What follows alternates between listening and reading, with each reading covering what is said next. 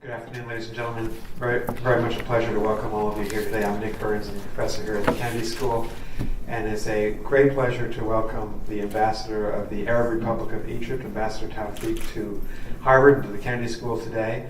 I want to welcome his wife, Mrs. Tawfik, as well. We just had a great conversation about their diplomatic career. Let me say a few words to introduce the ambassador to you. The ambassador is a longtime member of the diplomatic service of his country. He has served with great distinction over 30 years in a variety of postings. Most recently, before he was assigned as ambassador to the United States, he was Egypt's ambassador to Lebanon. Before that, he was Egypt's ambassador to Australia and non-resident ambassador to a number of other countries, including New Zealand and Papua New Guinea. And one of the ironies of the Kennedy School, of course, one of the great things about the Kennedy School is we have so many distinguished visitors. I had been meeting with Prime Minister Kevin Rudd just as the ambassador was arriving, so there was a little reunion between the Prime Minister and the Tawfiks because, of course, they knew each other from Canberra. So the ambassador's had a very distinguished career. He served as well as in Cairo, in the Egyptian Foreign Ministry, in a variety of positions. He is also accompanied here today, in a way, by Ambassador Mohamed M, who's also an Egyptian ambassador. Most recently had been Egypt's ambassador to the European Union, to NATO, where I used to serve, and to a number of other countries in Western Europe. So, Ambassador, welcome to you as well. We have a lot to talk about today. We're looking forward to the ambassador's presentation.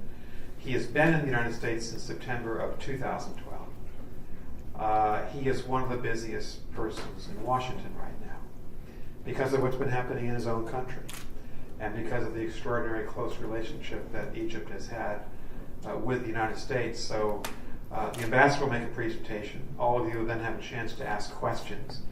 I hope and I'm sure we'll be able to discuss at least three issues.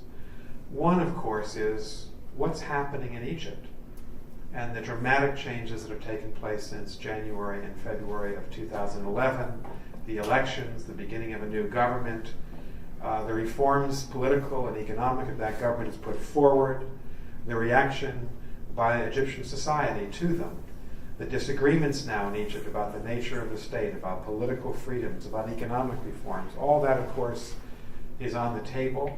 All of it's being discussed in our own country, and I'm sure the ambassador will have a lot to say about that particular issue. The second issue, of course, that we'll want to ask about, Ambassador, is the new Egyptian foreign policy.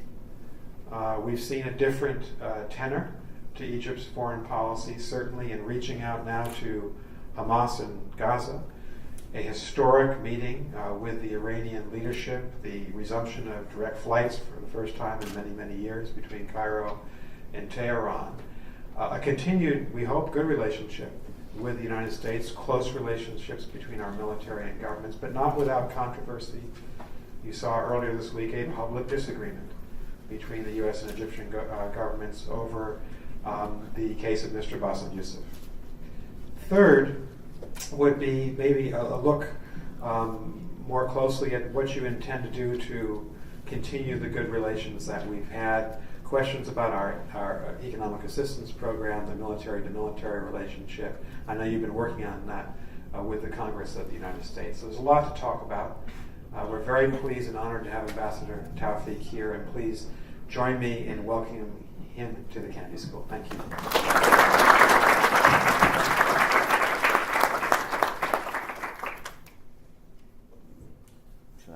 Please.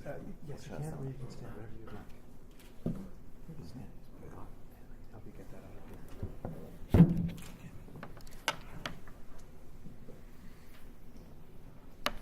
Well, Ambassador Burns, Professor, and with all your talent, I'm sure you have many different hats.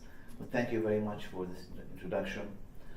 You are an expert in our region just as much as you're an expert in many other regions of the world.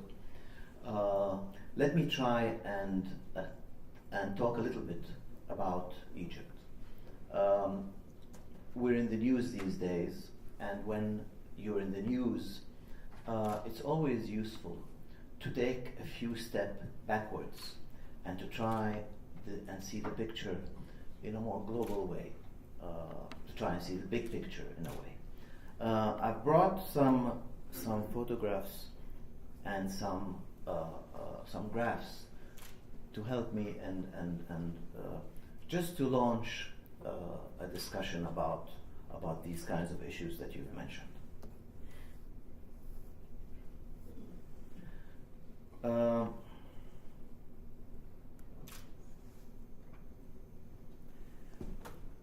Basically, I'm going to start from a little bit before the January 25th revolution, which is the picture that has become very famous now. For years before that, the situation in Egypt looked from the surface as being very static. Not much was happening. There was good economic growth. The political situation was, in a way, very well under control. But that was just the appearance. Beneath the surface, things were moving, things were happening. And one day, this happened. One day, everyone was in the street.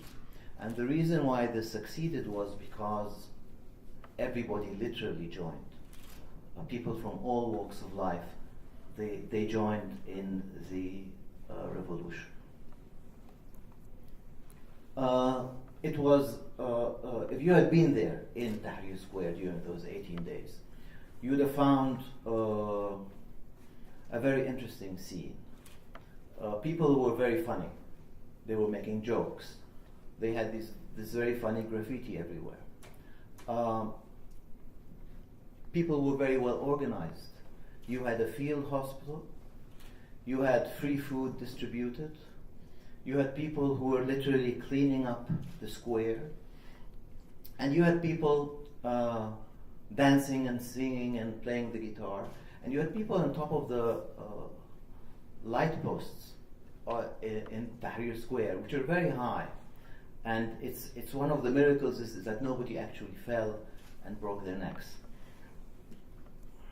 But also an important issue is that you had different groups in society: rich people, poor people, young people, middle-aged people. You actually had children, and you had Christians and Muslims. Everybody was together at that moment.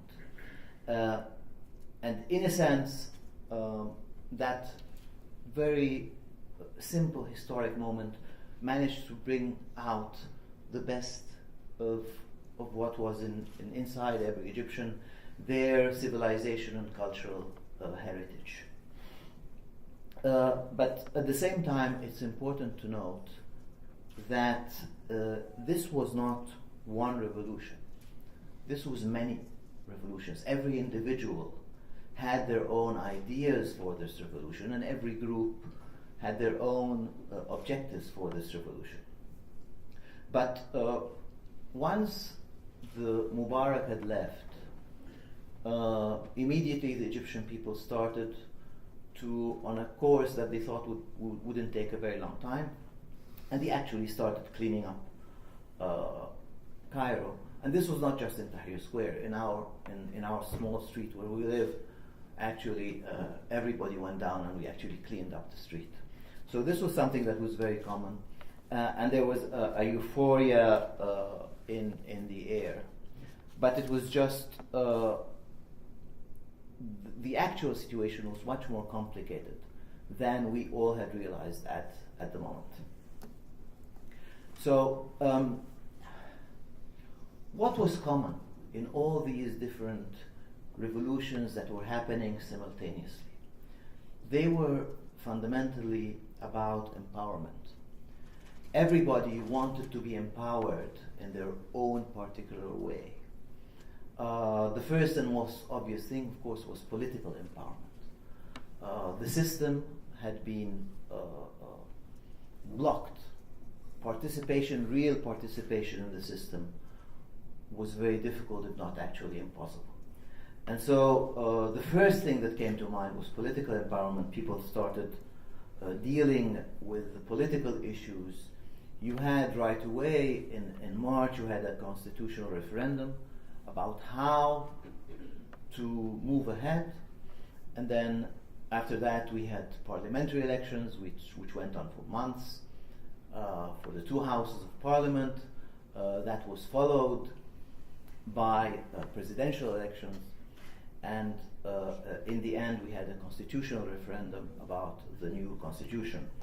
I'll stop for a moment to talk about the presidential elections in a couple of words. This is actually the ballot paper, what it looked like. You have 13 candidates here, and number 13 is Mr. Morsi, the candidate that ultimately won. It's very interesting to look at the actual results of the first round before talking about the runoff, which ultimately ended with President Morsi's victory. If we look at the different candidates here, we will find that there's not one single candidate or not one single political group or ideological group that commanded or commands majority in Egypt. So basically, to get together a government, you need to get all these people, or at least a number of these people, to work together. And if we look at the final results, we'll find that the president won by 51.7% of the vote, which is a very narrow margin, which again demonstrates this the need for all these different groups to come together. At the end of last year, the Egyptian people went to the referendum to discuss the constitution, and in the end they voted by 63% margin for the current constitution. There was a lot of debate about it. Most of the debate was regarding ideological issues, basically the role of Islamic Sharia in the constitution. A lot of other things passed without being noticed, and I just mentioned some of them. Basically, for the first time, political parties will be formed in a completely free and transparent way. NGOs will be formed also without need for prior authorization. Trade unions will be liberated. In the past, all Egypt's trade unions had by law to be part of the centrally controlled Egyptian trade union. The media had guarantees for its freedom, and so in the end, if we put aside the issue of the ideological issue of Islamic Sharia, you had a constitution that opened up the political spectrum in many different interesting ways. Some of them, I think, we will be witnessing in the coming weeks and months. The last step along this road will be the parliamentary elections, which are expected before the end of this year. The interesting thing about these elections, I think, is that there has been a maturity of the political scene in Egypt, in a way that we have a good promise, a good chance that the major parties will be represented in a more or less balanced way in the new parliament. But political empowerment is only part of the picture. An equally important aspect is the aspect of economic empowerment. Basically, I think we need to go back a little bit in time and see how the GDP in Egypt per capita has been constantly growing. So the revolution is not an outcome of people getting poorer and poorer. If we look at some of the other figures, we'll find that the literacy has been also constantly improving. If we look at internet use, we find also it's been growing enormously.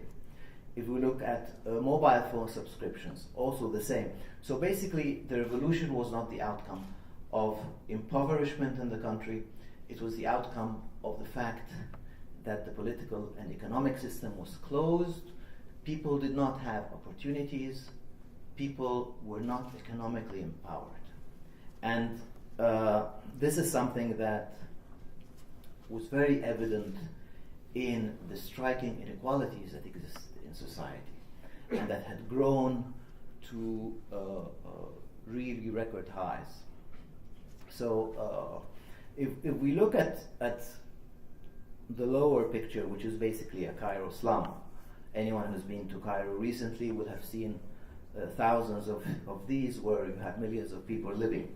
It's a very interesting picture, because the contrast with the upper picture is not just about wealth, but also is about dynamism.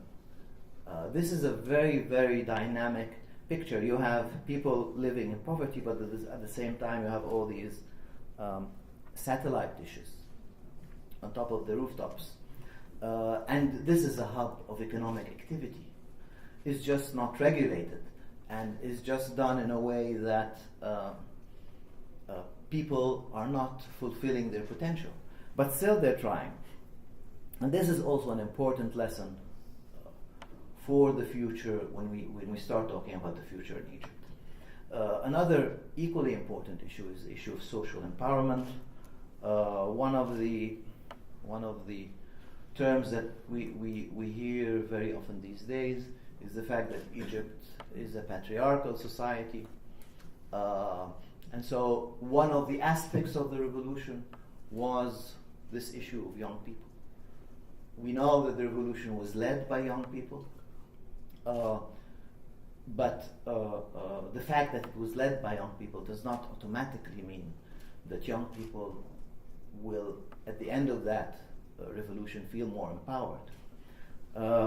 But it's certainly something that we must keep in mind for the future, because taking advantage of this tremendous creative energy of these young people is one of the key elements for the future in Egypt. Another important element, of course, is I'm just going to refer to just to look at these are the latest figures we have for unemployment in Egypt. The 13% is for the general level of unemployment across the economy. For young people, it's 25%. So it shows another aspect of the revolution, another important aspect of the issues that have to be addressed. Of course, another issue of empowerment is workers, trade unions.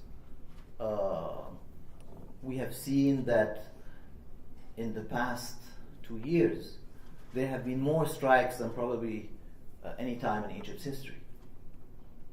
And this sense of empowerment also is a tremendous creative force which needs to be managed in a way that it becomes productive and propels us into the future. But another very important issue is that of women. Also, these are some of the figures for education, women's education. If you look at the figure for the enrollment, you'll find that there has been a tremendous increase in women's enrollment and education. They're very close to men or boys in terms of actual numbers. But let's look at the next. And here is the figure of graduation. This is the figure of women's graduates. And you will see that starting from the year 2002, 2003, the number of women graduating from Egyptian universities has surpassed that of young men. And that gap has been growing ever since then. Women are getting more and more educated, and their role in society is increasing. At the same time, they are challenging the norms in society, but I think in very discreet ways. This was seen in the actual revolution. One of the things that was surprising to me personally when I first went into Tahrir Square was the number of women that were there and the very vocal roles they were playing. They weren't shy about what they were doing. They were there, and they were active, and they were leaders. And this, in a sense, was one of the results of this very high empowerment due to education. And this was reflected in the 14 times that Egyptian people have went to the polls since then. The majority in all 14 polls of people who actually went there and voted were women. So whatever you can say about the outcome, that outcome was decided primarily by women. Now, I'm going to say a few words about how I see the future in Egypt.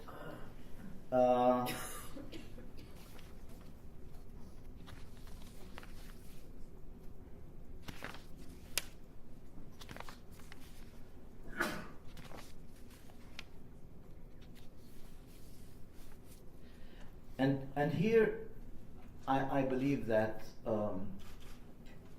the key word for the future, as I've been saying all along, is to enable people and to allow people to run their own lives, to feel that they have the capacity to make full use of their potential.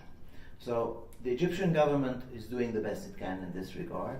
We have a tremendous push to encourage SMEs in Egypt. Last year,